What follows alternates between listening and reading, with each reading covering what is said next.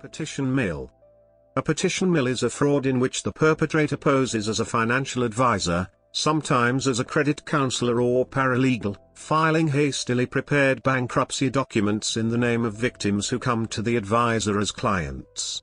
The bankruptcy filing is often both incomplete and inappropriate for the victim's condition, and, often, the victim does not even realize that a bankruptcy has been filed.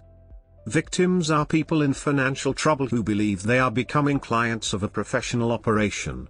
The fraudster promises to make the foreclosures, evictions, repossessions, high interest rates on loans, and other debt problems go away. The victim pays a large initial fee for the fraudster's services, and the fraudster usually has the victim sign blank documents. Sometimes the victim is also told to make their usual payments directly to the fraudulent advisor instead of the real creditors, or to transfer their real estate to the fraudster.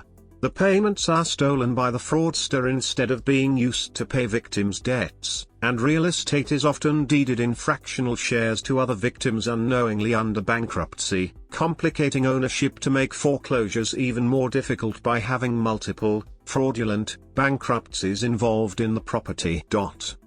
In other petition mill schemes, the fraudster simply creates summary bankruptcy filings for the victim.